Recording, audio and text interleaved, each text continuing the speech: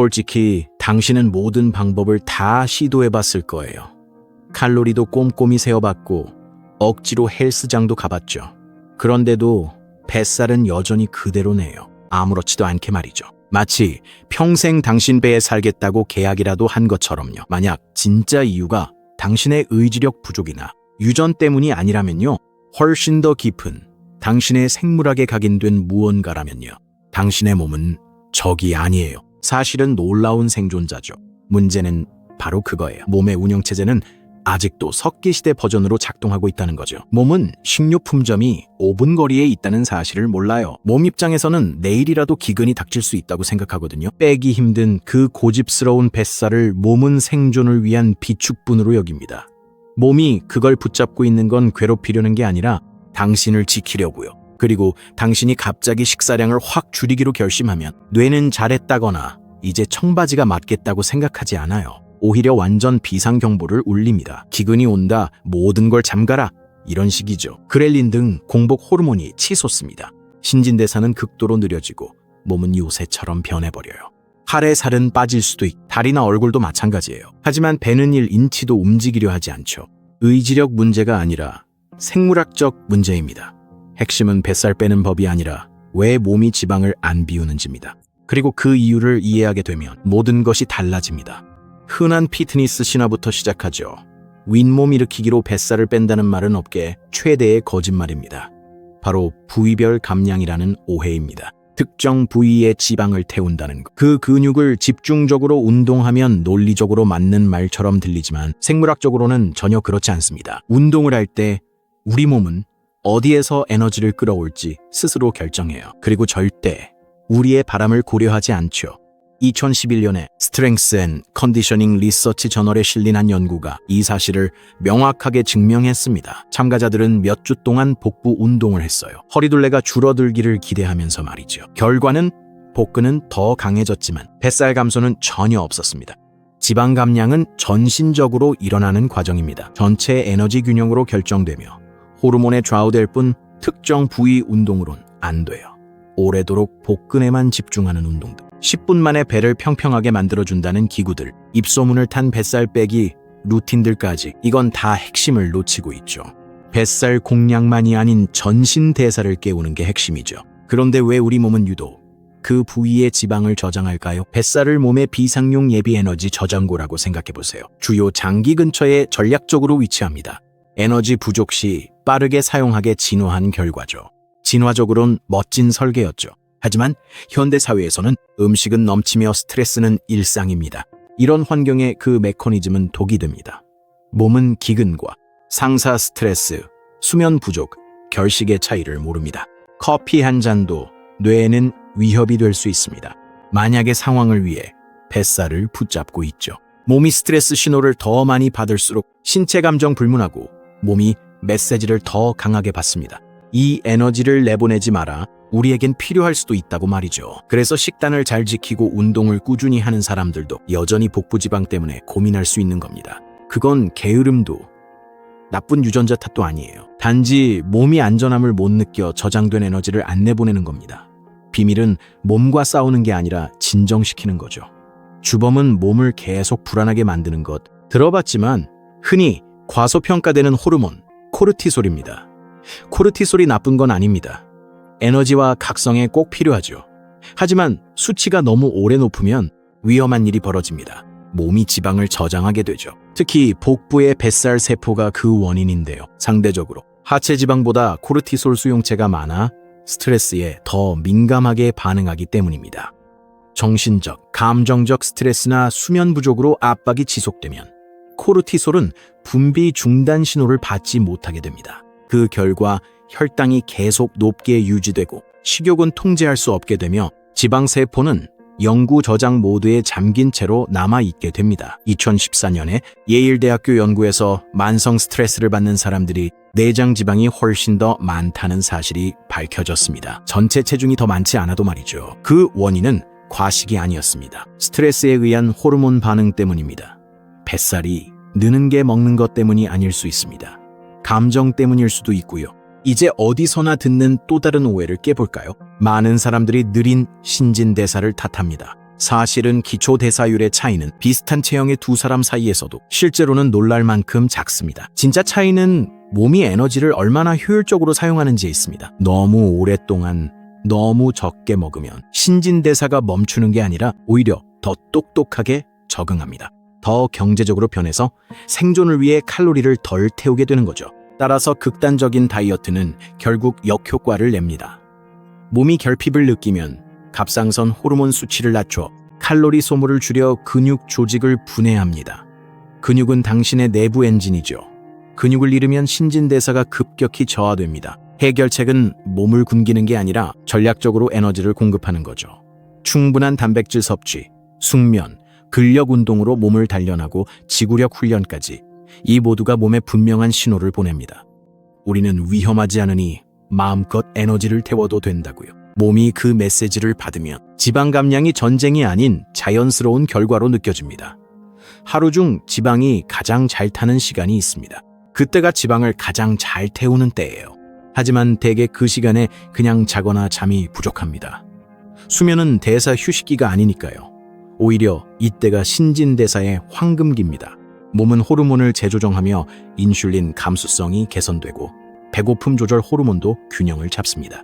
성장 호르몬 급증으로 조직 회복과 지방 연소를 도와주지만 잠이 부족하면 상황은 달라집니다. 코르티솔이 오르고 그렐린이, 즉 배고픔 호르몬은 치솟고 포만감을 주는 렙틴은 급감합니다. 이 혼란이 뇌를 속여 다음날 아침 빠른 에너지를 갈구하게 하죠. 설탕, 탄수화물, 카페인, 그리고 즉각적으로 위로가 되는 모든 것들을 찾게 되죠. 시카고 대학의 연구진은 하루에 6시간 미만으로 잠을 자면 지방 저장량이 30% 이상 증가할 수 있습니다. 같은 칼로리를 섭취해도 말이죠. 수면 부족은 단순히 피곤하게만 만드는 게 아닙니다. 신진대사를 재설정해서 지방을 태우기보다는 저장하게 만듭니다. 잠을 자는 건 게으른 게 아니라 대사 전략입니다. 하지만 잠을 잘 자고 있다 해도 노력을 무너뜨리는 하얀 결정체 설탕은 끊었다고 생각한 순간에도 우리 주변 어디에나 숨어 있습니다. 요거트, 소스, 단백질바와 건강 음료에도 들어 있습니다. 숨겨진 설탕이 혈류로 유입될 때 혈당이 급등하며 인슐린이 분비됩니다. 이때 당신의 몸은 명확한 신호를 받게 됩니다. 지방을 저장하라. 태우지 말라. 인슐린은 포도당을 세포로 운반해 에너지로 전환합니다. 하지만 인슐린 수치가 계속 높으면 세포는 민감성이 떨어집니다. 이를 인슐린 저항성이라 합니다. 남는 포도당이 어디로 갈까요? 당신의 허리둘레로 직행하죠. 가는 일을 중성지방으로 바꿔 내장지방으로 쌓입니다.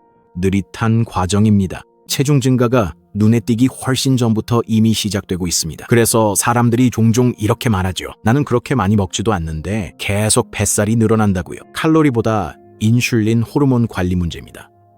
설탕 끊기는 의지력 문제가 아닌 호르몬 리듬을 재프로그래밍하는 겁니다. 살을 빨리 뺐다 더 빠르게 찐 경험 있으신가요? 그건 실패가 아닙니다. 식단을 과하게 제한하면 나타나는 자연스러운 생체 반응입니다. 몸은 위험에 처했다고 생각하죠. 그래서 대사 속도를 늦추게 됩니다. 배고픔 호르몬을 늘리고 지방을 더 효율적으로 저장합니다. 다시 평소처럼 먹기 시작하면 몸이 생존 모드라 칼로리를 최대한 비축하려 하죠. 이게 요요 현상입니다. NIH 연구에 따르면 극단적인 다이어트 후에는 기초 대사량이 최대 15%까지 떨어질 수 있다고 합니다. 그 상태가 수년간 지속되기도 해요. 예전과 똑같이 먹어도 예전보다 더 쉽게 살이 찌게 됩니다. 날씬해지려는 게 아니라 살아남으려는 본능 때문입니다. 굶기보다 더 현명한 방법은 몸의 신뢰를 회복하는 것입니다. 점진적이고 꾸준한 칼로리 제한, 근력 운동, 충분한 단백질 섭취를 병행하면 몸은 안전하다고 느낍니다. 그러면 몸은 그동안 지키려 했던 체지방을 비로소 놓아주게 됩니다. 하지만 예상치 못한 복병이 하나 더 있습니다. 바로 인슐린 저항성이 숨은 장애물인 경우가 많죠. 이게 당신의 체지방 감량을 가로막고 있습니다. 세포가 인슐린에 제대로 반응하지 않으면 몸은 이를 보상하기 위해 인슐린을 더 많이 분비하게 되고 높은 인슐린 수치는 말 그대로 몸이 저장된 에너지를 사용할 수 있는 능력을 꺼버립니다. 대신 몸은 계속해서 포도당을 지방세포에 밀어넣게 되고 특히 복부에 지방이 쌓입니다. 그래서 누군가는 매일 운동을 하고 음식을 조심해도 복부 지방이 계속 늘어납니다. 해결책은 탄수화물 절제만이 아닙니다. 핵심은 인슐린 감수성 회복입니다. 즉, 비가공 자연식을 먹고 식사 사이에 충분한 간격을 두어 인슐린 수치가 다시 내려가게 하며 저항 운동을 통해 근육량을 늘리는 것이 중요합니다. 운동 한 번 숙면을 취하는 밤마다 영양가 있는 식사 한 끼가 몸이 다시 인슐린에 반응하게 돕습니다. 그때 신진대사가 살아납니다. 지방 연소가 자연스럽게 이루어집니다. 억지로 하거나 일시적인 것이 아니라 꾸준하고 힘들이지 않게요. 운동 얘기가 나와서 말인데 잘못된 운동 방식으로 시간을 낭비 중일 거예요. 러닝머신 위에서 몇 시간씩 뛰는 걸 봤을 겁니다. 셔츠가 땀에 흠뻑 젖어도 뱃살은 그대로죠. 이게 유산소 운동이 효과가 없어서가 아니라 몸이 에너지를 사용하는 우선순위를 다르게 두기 때문입니다. 오랜 시간 동안 일정하게 하는 유산소 운동을 할 때는 지방과 탄수화물을 함께 태우지만 몸은 금방 적응합니다. 몸이 효율화되어 같은 노력을 해도 칼로리 소모량은 점차 줄어듭니다. 반면 고강도 인터벌 트레이닝은 EPOC라는 현상을 만들어냅니다. 운동 후 과잉산소 소비량이라는 뜻이죠. 이건 운동이 끝난 뒤에도 신진대사가 몇 시간 동안 계속 칼로리를 태우는 현상을 말합니다. 근력 운동도 근육량을 늘려서 비슷한 효과를 내는데 근육은 신진대사의 핵심입니다. 뱃살 제거의 비결은 유산소 운동만이 아닙니다. 근력 운동이 정답입니다. 호르몬 반응을 오래 지속시키는 운동이죠. 많이 하는 게 중요한 게 아니라 똑똑하게 제대로 하는 게 중요합니다. 이제 거의 영적인 얘기처럼 들릴 수도 있겠지만 이건 엄연한 과학이에요. 당신의 감정 상태는 허리둘레와 직결되어 있어요. 만성적인 스트레스를 받거나 분노, 불안, 슬픔 시 뇌에선 코르티솔과 아드레날린이 나옵니다. 이건 한때 우리 조상들을 도와줬던 생존 호르몬들이죠. 도망을 돕던 호르몬이나 이젠 신체보다 감정적 위협이 큽니다. 그리고 이런 감정적 위협은 매일같이 계속됩니다. 이로 인해 몸은 늘 투쟁 도피 상태가 됩니다. 이 호르몬들은 몸의 에너지 저장을 명령하죠. 에너지는 어디에 저장될까요? 바로 중요한 장기들 주변입니다. 뱃살은 말 그대로 감정적인 갑옷이 되어버립니다. 세상과나 사이를 막아주는 완충제가 되는 거죠. 신경과학에서는 이 연결을 장뇌축이라고 부릅니다. 이건 비유가 아닙니다. 우리의 장에는 1억 개가 넘는 뉴런이 깔려 있습니다. 이 뉴런들은 끊임없이 뇌와 소통합니다. 특히 긴장하거나 감정적 과부하 시 미주신경으로 신호를 주고받아 소화는 느려지고 염증이 늘며 대사도 저하됩니다. 따라서 몸의 치유는 감정을 돌보는 것에서 시작됩니다. 명상, 일기쓰기, 상담치료, 혹은 단순히 나만의 시간을 내는 것 등 이런 것들은 결코 부드러운 습관이 아니라 지방 조절을 위한 생물학적 도구입니다. 그리고 가장 간단한 도구는 항상 당신 곁에 있습니다. 대부분의 사람들은 자신이 숨 쉬는 방식이 신진대사를 빠르게 바꾼다는 사실을요. 얕은 호흡은 신경계를 항상 경계 상태로 유지시킵니다. 이로 인해 코르티솔과 혈당이 올라가죠. 반대로 느리고 깊은 호흡은 부교감 신경을 활성화해 휴식과 소화 모드로 전환합니다. 이렇게 하면 스트레스 호르몬이 줄고 조직의 산소 공급도 더 좋아집니다. 하버드 의대 연구에 따르면 느린 복식 호흡을 하루 10분만 실천해도 코르티솔 수치가 크게 낮아지고 인슐린 감수성이 개선된다고 합니다. 바른 호흡은 체지방 처리를 돕습니다. 호흡은 단순한 공기 흡입 이상의 의미입니다. 호흡은 바로 조절에 관한 것이죠. 균형을 잡고 몸이 생존 모드에서 벗어나도록 가르치는 것입니다. 하지만 이런 좋은 습관들도 사소한 매일 무심코 반복하는 행동들에 의해 망가질 수 있습니다. 진짜 문제는 큰 실수가 아닙니다. 운동을 한두 번 빼먹거나 엄청난 치팅밀을 먹는 것보다 오히려 더 큰 영향을 주는 건 아무도 신경 쓰지 않는 작은 습관들이 반복되는 것입니다. 밤에 침대에서 휴대폰을 계속 보는 것, 회의 중 쌓인 배경 스트레스, 몇 시간씩 꼼짝 않고 앉아있는 것 등이죠. 이렇게 작은 결정 하나하나가 모두 쌓입니다. 자세가 무너지는 매 순간마다, 입원 한 번만 하며 마시는 달콤한 음료 한 모금마다 이 모든 것들이 결국 호르몬 신호로 쌓여서 몸에게 지방을 붙잡으라고 신호를 보내게 됩니다. 연구에 따르면 하루 8시간 이상 앉아있으면 혈액 속 지방을 분해하는데 중요한 효소의 활동이 감소한다고 합니다. 바로 당신의 혈류에서 말이죠. 여기에 인공조명에 계속 노출되고 블루라이트 화면이 생체 리듬을 방해하면 신진대사가 저 에너지 상태에 갇힙니다. 완벽할 필요는 없습니다. 중요한 건 인식입니다. 매 시간 한 번씩 일어나세요. 아침에 일어나자마자 자연광을 눈으로 받아들이고 식후엔 짧게 산책하세요. 물을 충분히 마시고 기기 사용도 멀리 하세요. 이런 변화는 사소해 보일지라도 모두 모여 몸에 신호를 보냅니다. 우리는 그저 버티는 게 아니라 진짜로 잘 살아가고 있다고요. 기억하세요. 근본적인 역설이 있습니다. 제한할수록 몸은 더 강하게 저항합니다.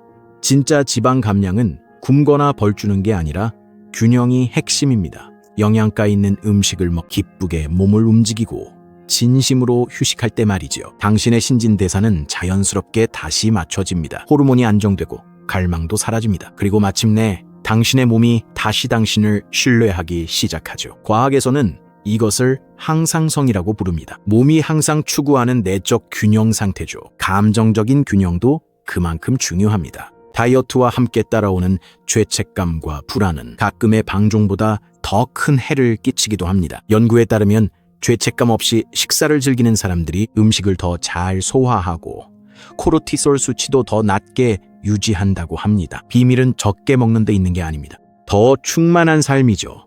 인간의 몸은 결핍에 잘 반응하지 않죠.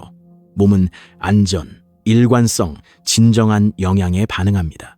이 균형을 찾으면 결과는 몇 주에 그치지 않고 평생 지속됩니다. 이런 콘텐츠를 더 많이 만나고 싶다면 제 유튜브 채널 구독도 잊지 마세요. 이 영상처럼요.